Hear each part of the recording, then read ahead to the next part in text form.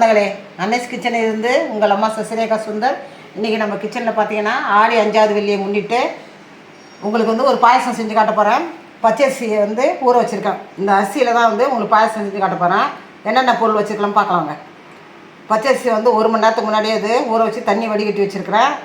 இதை வந்து மிக்சியில் போட்டு நம்ம குறவரப்பாக அரைச்சி எடுத்துன்னு வந்துடணும். 100 கிராம் அளவுக்கு வெல்லம் வந்து உங்களுக்கு முன்ன பின்ன எப்படி வேணுமோ நீங்கள் பார்த்து போட்டுக்கலாம். நீங்கள் குறவாவோ அதிகமாகவோ எப்படி வேணால் போட்டுக்கலாம். நீங்கள் உங்கள் தேவைக்கு ஏற்ப ஏலக்காய் பொடி, முந்திரி பருப்பு வந்து நம்ம பொரிச்சு எடுக்கிறதுக்கோசரம் பார்த்தீங்கன்னாக்கா நெய், தேங்காய் பால் வந்து ஒரு மூடியில் பார்த்தீங்கன்னா பாதி மூடி எடுத்து தேங்காய் பால் எடுத்து வச்சுருக்கேன். முந்திரி பருப்பு மொத்த பொருளை இது தான். எப்படி சேர்த்துன்னு பார்க்கலாம் வாங்க. அரிசி பார்த்தீங்கன்னா மிக்ஸி ஜாரில் போட்டாச்சு. இதை குறவரப்பாக அரைச்சியே எடுத்து வந்து விடணும். அரிசி பார்த்தீங்கன்னா குறவரப்பாக நம்ம வந்து ரவை பார்த்துக்கு அரைச்சி எடுத்து வந்தாச்சு. இது இப்படியே இருக்கட்டும்.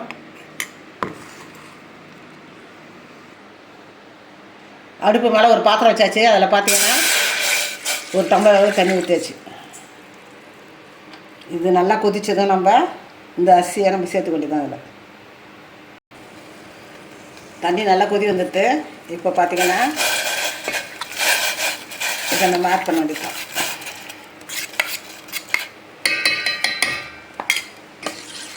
மீடியம் ஃப்ளேமில் வச்சு நம்ம இதை வேக வைக்கலாம். அடிப்பிடிக்காக இருக்கும். அப்போ தான் பார்த்தீங்கன்னாக்கா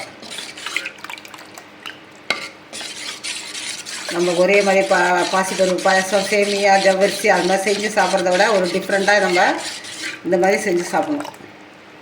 இது ஒரு வித்தியாசமாகவும் இருக்கும், டேஸ்ட்டாகவும் இருக்கும். நமக்கு வேலை ரொம்ப கம்மி. பார்த்தீங்கன்னாக்கா வெல்லத்தை பார்த்தீங்கன்னா இதோட ஆட் பண்ணிக்கலாம். அந்த நொய் நல்லா வெந்து போச்சு. இப்போ இந்த வெல்லத்தை நம்ம சேர்த்து நல்லா கரைச்சி வந்துட்டோம். கிட்ட இருந்தே நம்ம கிண்டிகிட்டே இருக்கணும். பார்த்தீங்கன்னாக்கா அப்போ தான் அடி பிடிக்காது. சிட்டிகை சால்ட் ஆட் பண்ணிக்கலாம். பார்த்தீங்கன்னா இது ஆட் பண்ணாக்கா நம்ம டேஸ்ட் சூப்பராக இருக்கும். இப்போ நல்லா வெந்துடுச்சு. நம்ம தேங்காய் பால் ஆட் பண்ண வேண்டியது.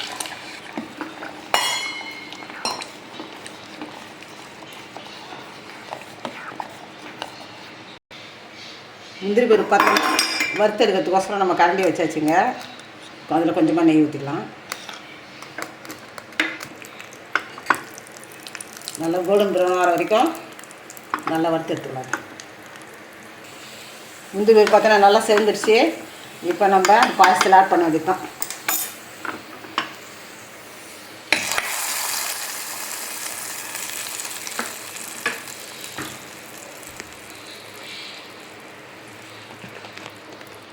கொஞ்சமாக ஏலக்காய் பொடி ஆட் பண்ணிக்கலாம்.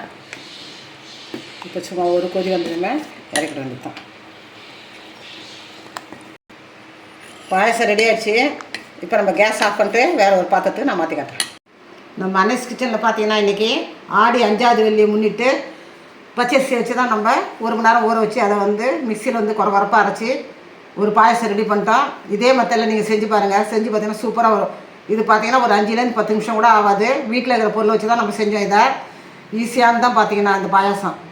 குழந்தைக்கு கூட ஈவினிங் இதுக்கு செஞ்சு கொடுக்கலாம். பிள்ளைங்களுக்கு பார்த்தீங்கன்னாக்கா ஈவினிங்கில் பசங்க ஸ்வீட் பிடிக்கிற பசங்களுக்கு இந்த பாயாசத்தை நீங்கள் சும்மாவே செஞ்சு கொடுக்கலாம். செஞ்சு பார்த்துட்டு எனக்கு கமெண்ட்ஸில் சொல்லுங்கள். லைக் பண்ணுங்கள், ஷேர் பண்ணுங்கள், கமெண்ட் பண்ணுங்கள். மறக்காமல் என்னுடைய அன்னஸ் கிச்சனுக்கு சப்ஸ்கிரைப் பண்ணுங்கள். தேங்க்யூ.